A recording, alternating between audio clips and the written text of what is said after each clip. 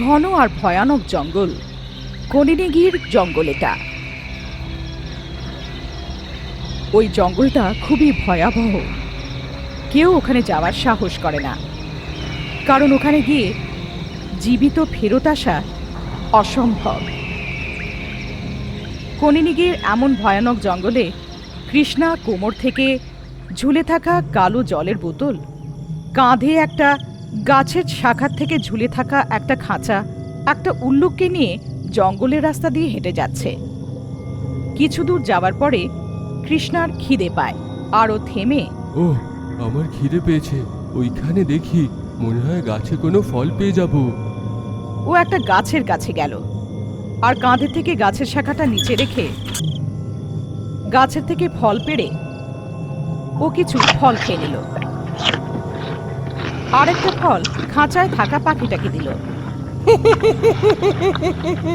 ওটা খেয়ে ওই পাখিটা ভয়ঙ্কর রূপে হেসে শাখা সমেত উধাও হয়ে গেল। এটা লালাম্ভু আর জাজাম্ভু নামের ভূতের পোষা পাখি। এ দেখতে অদ্ভুত আর বিকৃত হয়।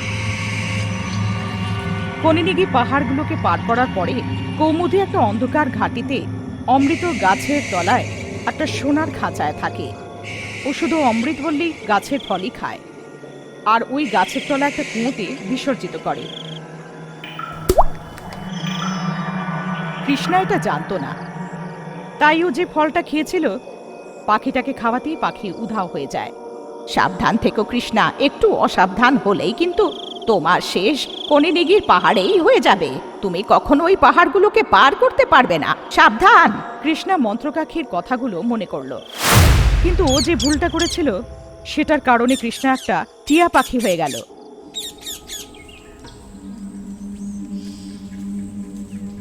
বৈকুণ্ঠপুরে গ্রাম প্রধান মধুসূদন খুবই ভালো লোক। ওনার স্ত্রী মঞ্জুলতা, ওনাদের 2 মেয়ে আর 1 ছেলে। বড় ছেলে আদিত্য, ছোট ছেলে অশোক, মেয়ে অনুষ্কা। বাড়িতে সবাই মধুসূদনকে খুব সম্মান করত। গ্রামেও ওরই কথা মানা হতো। মধুসূদনও সবার সাথে প্রেম ভালোবাসায় থাকত। কারোর কোনো দুঃখ বা কষ্ট হওয়াতে ওই সব থেকে আগে থেকে সবার সাহায্য করত। কৃষ্ণা ওদের বাড়ির বাগানের মালিক। ওই বাড়িতে সবাই সব কাজের জন্য কৃষ্ণাকেই ডাকত। একদিন মধুসূদন নিজের বউয়ের গ্রামে গিয়ে জঙ্গলের রাস্তা দিয়ে ফেরার সময় গরুর গাড়ির চাকাটা ভেঙে গেল। সাহেব, গাড়ির চাকাটা ভেঙে গেছে, আগে যেতে পারবো না। ঠিক আছে বীরু, আমরা তো প্রায় পৌঁছে গেছি, আর কিছুটাই দূর, আমরা হেঁটে চলে যাব। চলো মঞ্জুলতা। মধুসূদন আর মঞ্জুলতা পায়ে হেঁটে আসছে। ওদের পেছনে বীরু জিনিসপত্র নিয়ে আসছে। কিছু দূর হাঁটার পরে সব কিছু অন্ধকার ছিল। ও মা গো, ব্যথা ব্যথা! কি হলো মঞ্জুলতা? এমন মনে হচ্ছে যেন কিছু কামড়ে দিয়েছে। এমন বলতে বলতে ও অজ্ঞান হয়ে গেল। মধুসূদন, বীরু মঞ্জুলতাকে বাড়ি নিয়ে এসে মঞ্জুলতার পায়ের দিকে তাকাতে বিচ্ছুর ছোবল ওর পায়ে ছিল। এটা তো বিছে কামড়েছে, মনে হয় অন্ধকারে মালকিনকে বিছে কামড়ে দিয়েছে মালিক। বিছে কামড়ালে কি অজ্ঞান হয়ে যায় নাকি? যখন ওই ছোবলটাকে হাত দিয়ে বার করার চেষ্টা করে, ওটা ওর হাতে ঢুকে যায়। ও জ্ঞান হারিয়ে ফেলে। ওদেরকে অনেক ডাক্তার দেখানো হলো, কিন্তু ওরা ঠিক হলো না। ওদের জ্ঞান ফিরল না। একদিন কোথা থেকে একটা সিদ্ধ বাবা এসে পরীক্ষা করার সময় মঞ্জুলার পায়ের বিচ্ছুর ব্যথাটা দেখল। আপনারা যা বলছেন মনে হয় অমাবস্যার দিনে ইনি যাত্রা করেছিলেন। অমাবস্যার মারের মাঝখানে বিছে কামড়েছে। এমন বলে ওই বিচ্ছুর কাঁটাটা আগুনে জ্বালিয়ে দিল। ওই ধোঁয়াটা অজ্ঞান দুজনের দিকে ছড়িয়ে দিল। ওদের জ্ঞান ফিরল। স্বামী, আমার বাবা আর মা ঠিক হয়ে গেছে নাকি? না বাবা, এইটা শুধু কিছুক্ষণের জন্যে। 11 দিন পরে আবার উনি জ্ঞান হারিয়ে ফেলবেন। পুরোপুরি সামান্য করা খুবই কঠিন। এনাদেরকে আগের মতন সামান্য করার জন্য আমাকে কি করতে হবে বলুন? আমি সব কিছু করার জন্য প্রস্তুত। বাবা, এনাকে কামড়ে থাকা কোনো সাধারণ বিছে নয়, ভয়ঙ্কর লাল বিছে। এইটা এক ধরনের ভুতুড়ে বিছে, যেইটা কবরের মধ্যে কম পাওয়া যায়। এই শুধু অমাবস্যার দিনেই বাইরে আসে। যদি সেই সময়ে সেই বিছের উপর থেকে কেউ যায় কিংবা বিছে যদি তাদের কামড়ে দেয় আর সঙ্গে সঙ্গে কামড়ে দেওয়ার পরে তার সঙ্গে অভিশাপ দেয় আর নিজেও মরে যায়, তার অভিশাপের কারণে তার কামড়ে দিয়ে থাকা সেই লোক 90 দিনের মধ্যে মারা যায়। কিন্তু এই অভিশাপের একটা উপায় আছে, সেইটাও খুব কঠিন। এটা যতই কষ্টকর হোক না কেন, আমি সেইটাকে করে আমার বাবা মাকে বাঁচাবো। ঠিক আছে, মন দিয়ে শোনো। এইখান থেকে কিছু দূরে কানিগিরির পাহাড় আছে, সেইটা পার করার পরে কুমুদির অন্ধকার ঘাটি, সেইটা ভয়ঙ্কর জঙ্গল দিয়ে ঘিরে থাকা। সেইখানে অমৃতলি নামের একটা গাছ আছে, সেই গাছের ডালে একটা সোনার খাঁচা ঝুলতে থাকে। তার মধ্যে একটা বিদঘুটে পাখি আছে, আর ঠিক তলাতে একটা কুয়ো, যার জল একদম কালো। সেই গাছের পাতা, সোনার খাঁচায় থাকা সেই পাখি আর সেই কুয়োর কালো জল, এইগুলো দিয়ে বিছের বিষকে কম করা যেতে পারে। যদি তুমি এগুলো নিয়ে আসবে তাহলে তোমার বাবা মাকে বাঁচানো যেতে পারে, কিন্তু ওইখানে গেলে তোমার প্রাণের বিপদ। ওর মা বাবা যে তখন জ্ঞানে ছিল, আদিত্যকে যেতে দিল না। সিদ্ধ যা বলল সেটা গ্রামে বাজনা বাজিয়ে জানানো হলো। শোনো শোনো শোনো শোনো, আমাদের গ্রামের প্রধান অরুণের স্ত্রীকে বাঁচানোর জন্য যথার্থ জিনিস অন্ধকার ঘাটি থেকে আনতে হবে। অমৃতওয়ালি গাছের পাতা, সোনার খাঁচার পাখি আর কুয়োর কালো জল। যে কেউ নিয়ে আসতে পারবে গ্রাম প্রধান তার অর্ধেক সম্পত্তি দিয়ে দেবে, আর ওনার মেয়ের বিয়ে তার সঙ্গে করাবে। প্রাহুসার প্রাহুসার প্রাহুসার প্রাহুসার। বাজনা শুনে যারা গেল তারা কেউ ফেরত আসলো না, আর কেউ ওখানে যাওয়ার সাহস করলো না। এর মাঝে 11টা দিন পেরিয়ে গেল। সিদ্ধ যে ধোঁয়াটা ছড়িয়েছিল শেষ হয়ে যাওয়ার কারণে আদিত্যের মা বাবা আবার জ্ঞান হারালো। একদিন কৃষ্ণা নিজের বন্ধুকে, আমি যেরম হোক করে গিয়ে সেই সব জিনিস নিয়ে আসবো, মালকিনা সাহেবকে বাঁচাবো, নিজের ভালোবাসাকে বাঁচাবো। না কৃষ্ণা, তুমি দেখছো না যারা গেছে তারা কিন্তু ফেরেনি। যারা গেছে তারা বেঁচে আছে কিনা কেউ জানে না। আমার কিসের চিন্তা, আমি তো মহুয়া থাকি। আমি নিজের মন্ত্রকাকির সাহায্যে সেইটাকে ঠিক নিয়ে আসবো, না শুধু মালকিনা সাহেবের জন্য, অনুষ্কার জন্যেও, যাকে আমি খুব ভালোবাসি। যেতেই হবে। এমন বলে বন্ধুর বারণ করা সত্ত্বেও একলাই চলে গেল। কিন্তু কৃষ্ণা যাওয়ার পরে অনেক দিন পেরিয়ে গেল। জয় ভাবলো কৃষ্ণা বোধহয় মারা গেছে, কারণ ও ফেরত এসেছিল না। এখন শুধু 60 দিন বাকি আছে। বাবা মাকে যেরম হোক করে বাঁচাতে হবে। আমি নিজে যাচ্ছি। বোন, যদি 20 দিনের মধ্যে আমি গ্রামের মধ্যে না ফিরি তাহলে বুঝে যাও আমি মরে গেছি।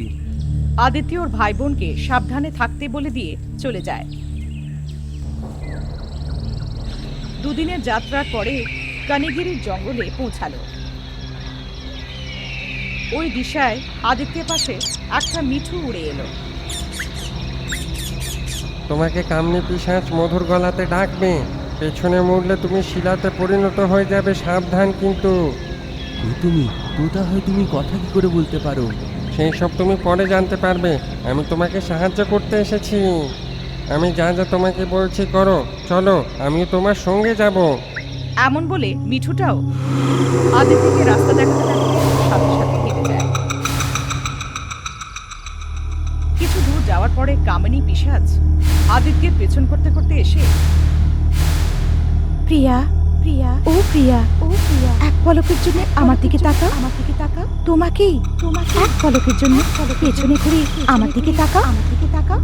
কামিনী পিশাচ লাখ ডাকার পরেও মিঠুর বলার অনুসারে আদিত্যের পেছনে না তাকিয়ে হেঁটে যাচ্ছে। ওই রাস্তায় অনেক আজব আজব মানুষের শিলা ছিল।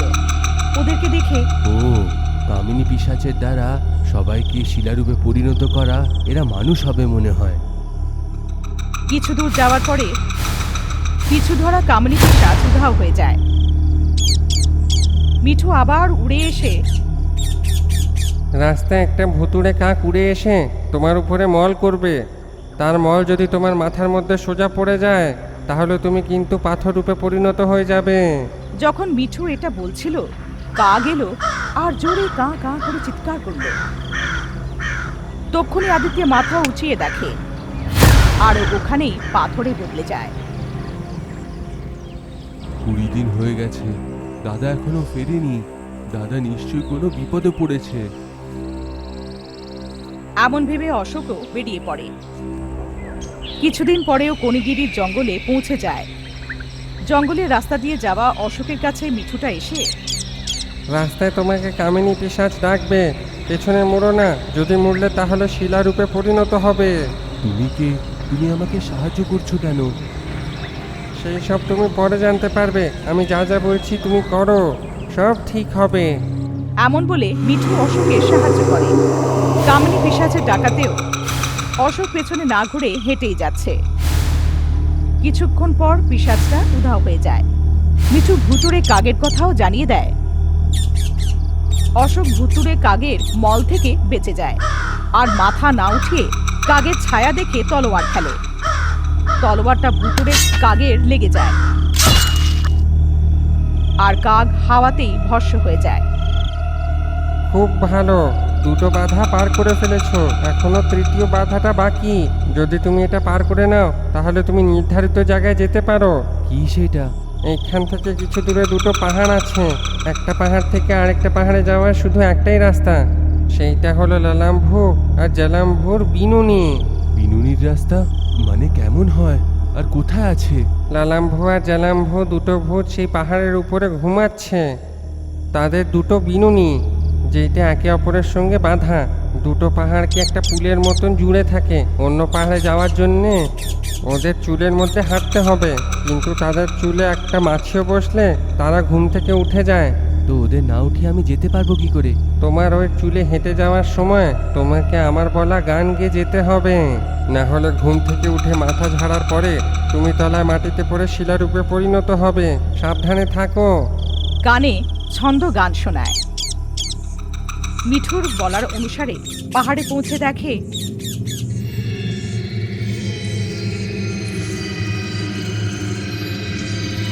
ওখানে লালাম্বু আর জাগাম্বু যাওয়ার রাস্তা দেখা যায়। সে মিঠুর বলার ছন্দ গান গেয়ে গেয়ে যাচ্ছিল।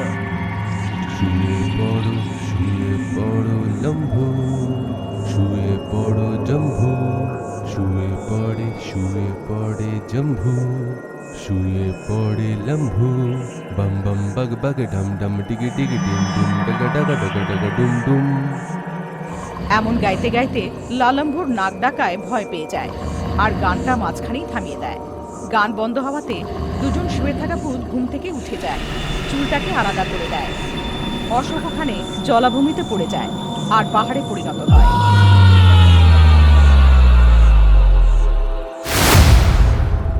শেষের আর 20 দিন বাকি ছিল। দুই ভাই যখন ফিরল না, আনুষ্কা ওদের ফিরিয়ে আনার জন্য নিজেই বেরিয়ে পড়ল। ওই বাড়ির দেবান মশাই বারণ করে। মা আনুষ্কা, এই পরিবারে শুধু একমাত্র তুমি আছো, তুমি এখন ওইখানে যাওয়া জেদ করো না। আমার মা বাবা যারা আমাকে খুব আদরে মানুষ করেছে, জীবন মৃত্যুর খেলার মধ্যে রয়েছে, ওদেরকে না বাঁচিয়ে ওদের কাছে থেকে ওদের মৃত্যুর মুখে যেতে দেখতে পারি না। জীবন না মরণ ফয়সলা করব। এমন বলে দেয়ান মশাইয়ের কথা না শুনে আনুষ্কাও কুমুদি ঘাটের জন্য বেরিয়ে পড়ে। কিছুদিন পরে কণিগিরি জঙ্গলে পৌঁছে ওই রাস্তা দিয়ে যাচ্ছে। ওখানে মিঠু এসে, আপনার যেইটা দরকার সেইটাকে পাওয়ার জন্য আমার সাহায্য নিন। যেমন বলছি করুন, না হলে ভাইদের মতন আপনিও শিলা হয়ে যাবেন। কি দাদারা পাথর হয়ে গেছে? তুমি কে? তুমি আমার ব্যাপারে কি করে জানো? সেই সব জিনিস তুমি পরে জানতে পারবে, আমি যা যা বলছি সেইটা করো। মিঠুর কথা বিশ্বাস করে ওর সাহায্যে এক একটা বাধা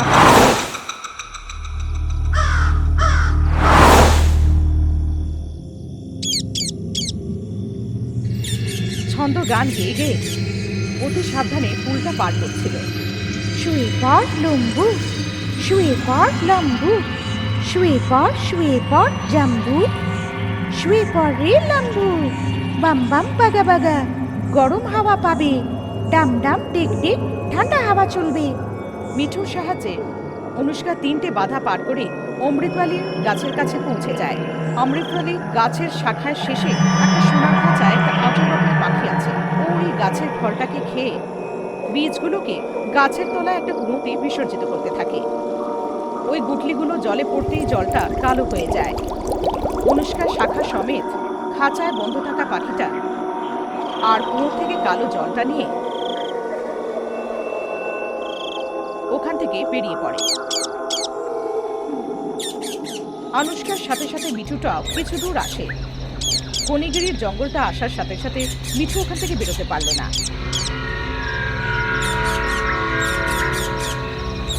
আপনি গিয়ে নিজের বাবা মাকে রক্ষা করুন, এর আগে আমি আর যেতে পারবো না। ওর সাহায্য করার জন্য মিঠুকে মন থেকে ধন্যবাদ জানিয়ে অনুষ্কা একলাই ওখান থেকে চলে যায়। এইভাবে যাবার সময় রাস্তায় ওই মিঠুটা কে? আমি আমার ভাইদের জন্য, মা বাবার জন্য এসেছি, ও কিভাবে জানি? এইভাবে ভাবতে ভাবতে রাস্তায় মিঠুর কথাটা মনে পড়ে যায়। অনুষ্কা মালকিন, কৃষ্ণাই একমাত্র এমন লোক যে আমাকে অনুষ্কা মেমসাব বলে ডাকে। ও কি কৃষ্ণা? কিন্তু কৃষ্ণা মিঠু কেন হয়ে গেছে? এটা আমার ভুল ধারণা।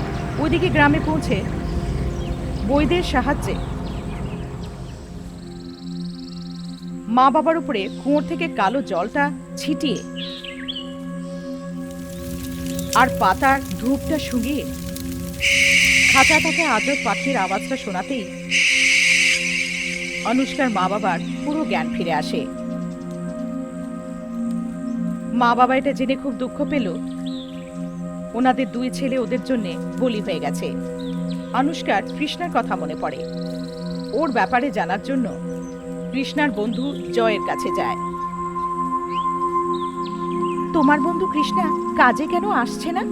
আপনি কি জানেন না উনি আপনার বাবা মাকে বাঁচানোর জন্যে শতবার মানা করার পরেও না শুনে ঘাটিতে গেছে, তারপরে ফেরেনি। আপনি তো তার প্রাণ। আপনার জন্য নিজের প্রাণের দান দিয়ে সে জঙ্গলে গিয়ে আর ফিরে আসলো না। সে যাওয়ার আগে বলেছিল সে নিজের গ্রামে গিয়ে মন্ত্র কাকির সঙ্গে দেখা করে, আর এইটাও বলল কাকি যদি কোনো কাজ ভেবে নিয়েছে সেটা নিশ্চিত হবে। অনুষ্কা বুঝতে পারল যে ঘাটিতেও সাহায্য করার লোক ওই মিঠুর রূপে কৃষ্ণাই ছিল। এক পলকেরও দেরি না করে তক্ষুনি মহুয়ায় গিয়ে মন্ত্র কাকির সাথে দেখা করে। বিস্তারিতভাবে যা কিছু হয়েছিল কাকিকে জানায়। ওকে 4টে তাবিজ দিয়ে সাবধান থাকতে বলে দিয়েছিলাম, তারপর কি হলো?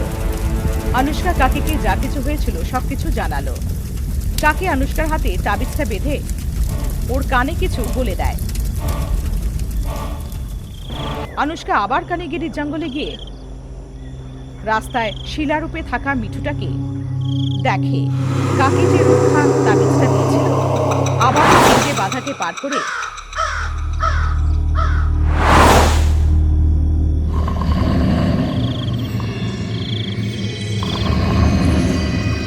ওই অমৃতবালি গাছের কাছে গিয়ে কুয়োয় ঢুকে বিশ্বচ্যুত বীজগুলোকে একত্রিত করে কোমরে ঝুলে থাকা থলেটার মধ্যে ঢুকিয়ে ওই সোনার খাঁচাটাকে যথাস্থানে রেখে দিয়ে ফেরত আসার সময় শিলারূপে যারা বদলে গিয়েছিল তাদের মাথায় এক একটা করে গুটিয়ে রাখাতেই শিলারূপে বদলে যাওয়া লোকগুলো এক এক করে মানুষে বদলে যাচ্ছে। অনুষ্কা আদিত্য ভাইয়ের সাথে মিলে অনেক খোঁজার পরে অশোকের শিলাটা খুঁজে পায় না। ফেরত এসে রাস্তায় মিঠু শিলায় যখন গুটলিটা রাখে, মিঠু শিলাটা কৃষ্ণে বদলে গেল। অনুষ্কা মালকিন, অশোকবাবুর শিলা সেই কুয়োতে আছে। কৃষ্ণা আর আদিত্য মিশে শিলাটাকে বাইরে বার করে। যখন অনুষ্কা শিলার উপরে গুটিয়ে রাখে,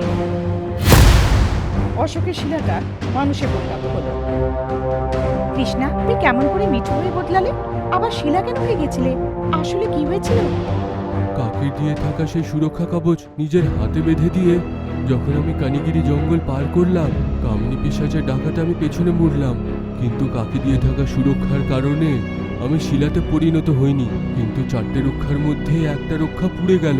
অন্য বাধার পরেও আমি মাথাটা উঠিয়ে দিয়ে সেই কাককে আমি দেখে নিয়েছিলাম, কিন্তু রক্ষার কারণে আমি শিলা হইনি। কিন্তু আমার দ্বিতীয় সুরক্ষাও পুড়ে ছাই হয়ে গেল। এমন করে লালাম্ভ আর জালাম্ভ আমার জন্য জেগে ওঠে। আমার কিছু হলো না, কিন্তু আমার তৃতীয় সুরক্ষাটাও পুড়ে গেল। 3টে বাধা পার করে আমার যেটা দরকার ছিল সেটা নিয়ে ফেরত আসার সময় খিদে পাওয়াতে ডালটার সঙ্গে খাঁচাটা মাটিতে রেখে সেই পাখিকে ফল খাওয়াতেই আমার শিলা হয়ে যাওয়া উচিত ছিল। কিন্তু কাকে দেওয়া সেই মন্ত্র কবচ আমার সব পুড়ে যায়। কিন্তু শেষ সুরক্ষা কবচের জন্যে আমি একটা তোতা রূপে পরিণত হই। 2টো পূর্ণিমা অবধি আমি তোতা রূপে থেকে আমি কথা বলতে পারতাম। যখন তুমি আমার ভাইদেরকে মিঠুর রূপে মিলেছিলে তখন তুমি নিজের কথা কেন জানিয়েছিলে না? আমি যদি নিজের বিষয়টা বলতাম মাথা ফেটে মরে যেতাম। জঙ্গল পার করলেও আমি মারা যেতাম, তাই পার করিনি। আমি আমার জঙ্গলকে পার না করতে পেরে এইখানেই থেকে গেলাম। কাকির সাহায্যে আনুষ্কা শিলারূপে বদলে থাকা সব মানুষদেরকে বাঁচায়, নিজের মা বাবার প্রাণও বাঁচিয়ে নেয়। গ্রামবাসীরা সবাই কাকিকে ধন্যবাদ জানালো। কৃষ্ণা আর আনুষ্কার বিয়ে সব গ্রামবাসীদের সামনে অনেক আয়োজন করে হলো।